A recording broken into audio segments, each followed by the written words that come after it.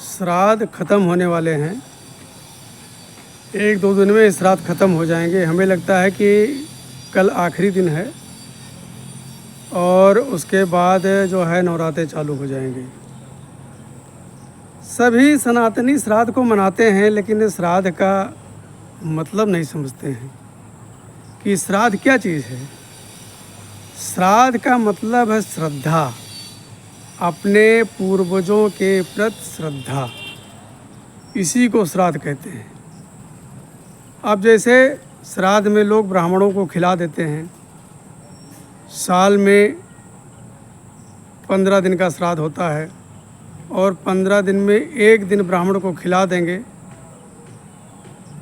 तो समझ जाएंगे कि हमारे पूर्वजों का पेट भर गया। लेकिन मोटे दिमाग से सोचो कि जब तक वो जिंदा थे तो 2 टाइम तो खाना खाते रहे होंगे, डेली खाते रहे होंगे 2 टाइम का खाना। तो आप साल भर में एक दिन ब्राह्मणों को खिला देते हैं तो उनका पेट भर जाता है। ये सब एक मनगढ़ंत कहानी है। इसमें यह है कि आप अपने पूर्वजों को याद करें और जो आपने उनके साथ व्यवहार किया है।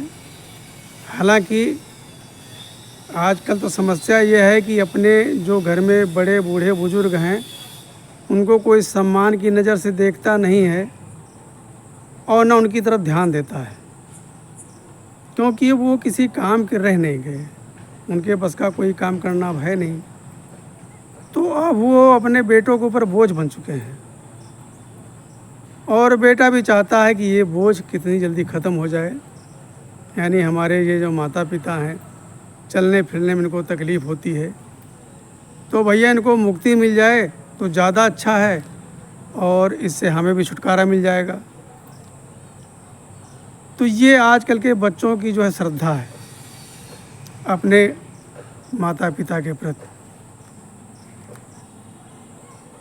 तो अब श्राद्ध में तुम पंडितों को भोजन करा रहे हो, तरह तरह के पकवान बनवा रहे हो, अपने अड़ोस पड़ोस के परिवार के लोगों को भी दावत में बुला रहे हो। लेकिन तुमने कभी सोचा कि तुम्हारे घर में जब वही बुजुर्ग आदमी जिंदा था तो क्या खाता था? कितना तुमने ध्यान दिया उसके प्रति? ये सोचा? नहीं सोचा। मरने के बाद में सोच रहे हो तो अपने नाम के लिए सोच रहे हो कि अगर हम नहीं खिलाएंगे ब्राह्मणों को, अड़ोस पड़ोस को, कुटुंबियों को, परिवार वालों को नहीं खिलाएंगे तो लोग क्या कहेंगे। तो आप अपनी नाक बचाने के लिए सब करते हैं, सिर्फ अपनी नाक बचाने के लिए। पितरों के लिए आप कुछ नहीं करते हैं। और सौ की सीधी एक बात देखो, ये हमारा निजी अपना विचार है, अपना निजी विचार है और हम किसी पर आरोप नहीं लगाते हैं। मेरा कहने का मतलब ये है कि जैसे मान लो घर का कोई सदस्य ख़त्म हो गया और कुछ लोगों में जलाते हैं, कुछ लोगों में मिट्टी में दफनाते हैं और कुछ लोगों में क्या करते हैं, जल में प्रवाहित कर देते हैं। तो जल में प्रवाहित करना, मिट्टी में दफनाना, जलाना, ये हुआ अंतिम संस्कार। जो आखिरी संस्कार यही होता है। मतलब मिट्टी का शरीर है तो मिट्टी में मिलाना ही अंतिम संस्कार है। जब हमने अपने घर के बड़े बूढ़ों का, जो भी सदस्य हमारे घर से गया है, उसका हमने अंतिम संस्कार कर दिया तो उसके बाद कौन सा संस्कार बचा भाई? कौन सा संस्कार बचा? उसके बाद वही संस्कार बचते हैं जो हमारे पंडितों ने बनाए हैं। पंडितों का बनाया हुआ संस्कार सारा कुछ है, बाकी कोई संस्कार बचा नहीं है। अब पंडितों ने संस्कार बनाए सिर्फ निजी फ़ायदा के लिए, निजी फ़ायदा के लिए। मैंने आपको पिछले वीडियो में कहानी भी सुनाई थी कि राजा के जो है पिताजी ख़त्म हो गए थे, उनको आम खाने की इच्छा थी, लेकिन उस समय आम का सीज़न नहीं था और चारों तरफ से कहीं आम मंगवाया, नहीं आम मिला और उनके पिताजी ख़त्म हो गए। जब पंडितों को बुलाया, राजा ने बताया कि हमारे पिताजी की अंतिम इच्छा थी आम खाने की, लेकिन आम मिला नहीं और हमारे पिताजी ख़त्म हो गए। अब हमारी पिताजी की अंतिम इच्छा पूरी नहीं हुई, अब वो अपनी इच्छा लेकर के स्वर्ग को चले गए। तो पंडितों ने बताया भाई सोने का आम दान करो, सोने का आम दान करो ब्राह्मणों को, 21 ब्राह्मणों को दान करो राजा मान गए, हालांकि पंडित जो 21,000 ब्राह्मण लेकर के आए, उनको आम दिया, सबको दान दिया। अरे भैया, सोने के आम में कहीं रस निकलता है। उस समय मैं होता तो मैं सारे ब्राह्मणों से कहता कि जो राजा ने तुमको सोने का आम दिया है, ये राजा के पिताजी को वहाँ मिल जाएगा। तो ऐसा करो, इस सोने के आम को निचोड़ो और इसमें से रस निकाल कर दिखाओ। हमें निकालो सोने के आम से रस, पे पता लगेगा।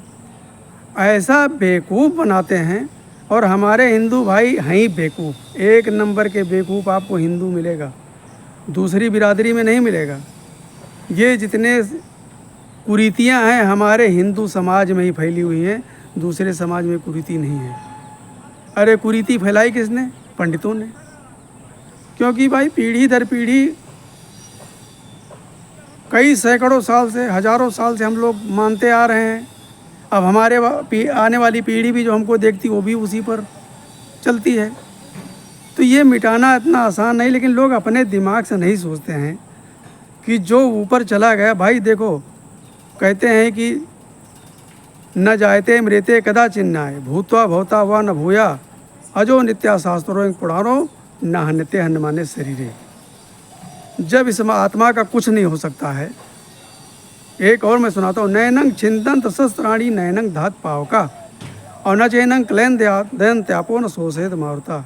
इस आत्मा का कुछ नहीं होता। जिस प्रकार हम अपने कपड़े बदल लेते हैं, पुराने हो जाते हैं, इसी प्रकार जो है हमारी आत्मा, जब शरीर पुराना हो जाता है तो वो भी आत्मा जो है शरीर को बदल देती है, दूसरे शरीर में प्रवेश कर जाती है।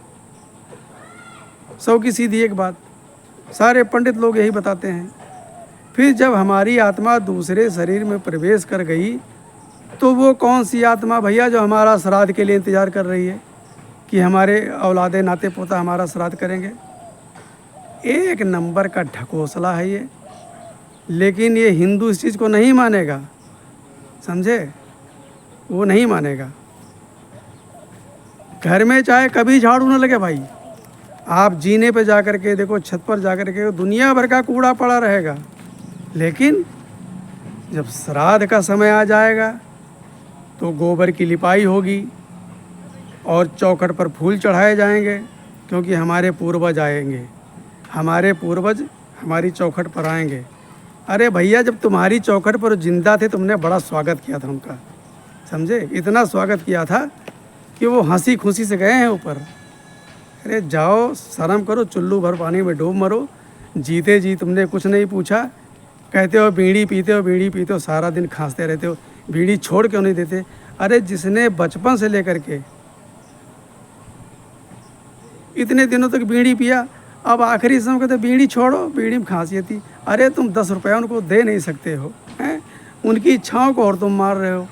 बीड़ी पीते हो, खांसी आती है। और तुम जो 5-5 रुपए का गुटखा खाते हो, वो उसका क्या? वो फालतू खर्चा नहीं है।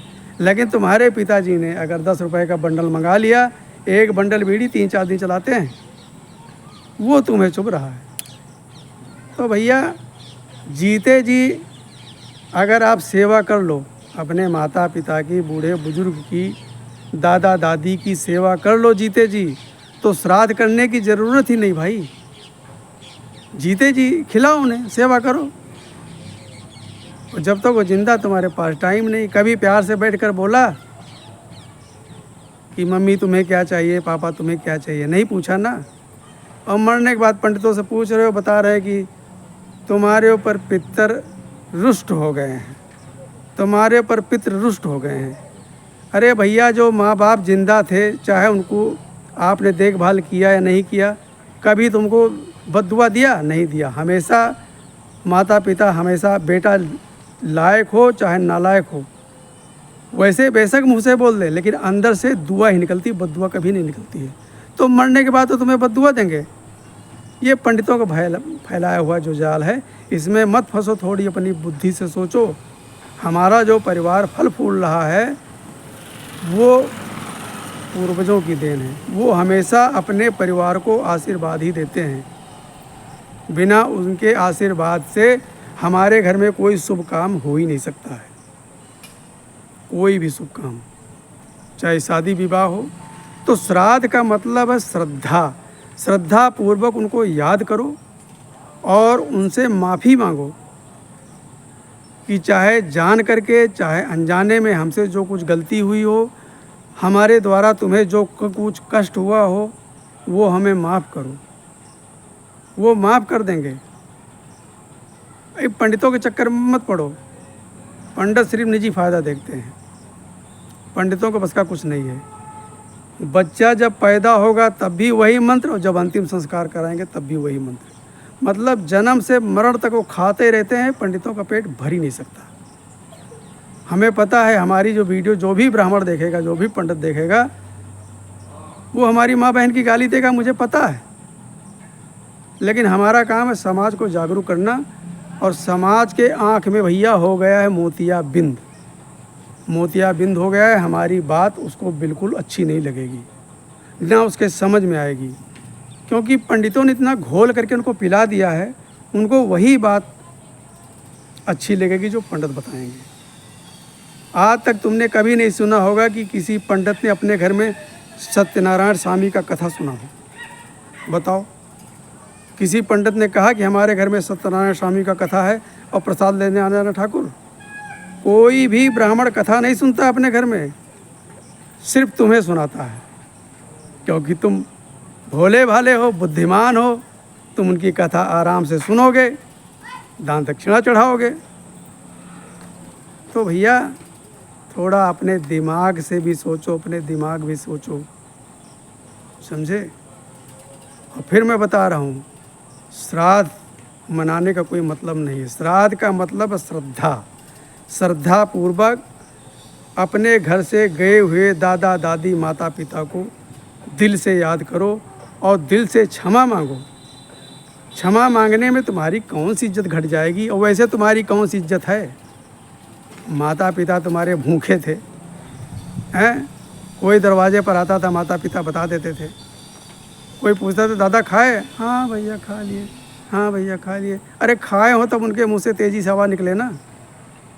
तो श्रद्धा पूर्वक अपने माता पिता जो हमारे शरीर छोड़ करके चले गए हैं, उनको श्रद्धा पूर्वक याद करो, उनसे क्षमा याचना करो, और उस दिन व्रत रखो। व्रत रखो, सारा दिन उनको याद करो, उनसे क्षमा मांगो, वो क्षमा कर देंगे। उनके अंदर शक्ति है, वो क्षमा कर सकते हैं। ये सामने आप देख रहे हो मूर्ति, ये हमारे स्वर्गीय दादाजी हैं। स्वर्गीय दादाजी, उनकी मूर्ति बनी हुई है। अब लोगों के लिए पत्थर है, लोगों के लिए तो पत्थर भाई, लेकिन जो इसको पूजता है ना, उनके लिए इसमें प्राण है, प्राण है। तो घर से गए हुए बुजुर्गों को दिल से याद करो, बस यही बहुत कुछ है। और उनसे आप माफ़ी मांगिए, और माफ़ कर देंगे। उनका दिल बहुत बड़ा है। जब तुम छोटे थे तब भी तो बहुत सारी गलतियां करते थे। तुम्हें कौन सा फांसी पर चढ़ा देते थे, बहाने बता देते थे, आज स्कूल में छुट्टी, आज स्कूल में छुट्टी है, हैं? छुट्टी का बहाना बना करके घर में चले आते थे। माता पिता यकीन कर लेते थे ना, स्कूल में पता करने तो नहीं जाते थे। तो भैया माता पिता का दिल दरिया होता है, जब तक हमारे पास हैं तब तक, और जाने के बाद भी वो हमेशा अपने बच्चों को आशीर्वाद ही देते हैं। सौ की सीधी एक बात, श्राद्ध में लोगों को खिलाने से कोई फ़ायदा नहीं है। आप विश्वास दिल से रख करके अपने पूर्वजों को याद करो, बस। ये वीडियो आपको कैसी लगी? ब्राह्मणों को तो अच्छी नहीं लगेगी, लेकिन आपको कैसी लगी कमेंट करके हमको ज़रूर बताना। और आप हमारा वीडियो कहाँ से देख रहे हैं तो वो ज़रूर बताना। नमस्कार।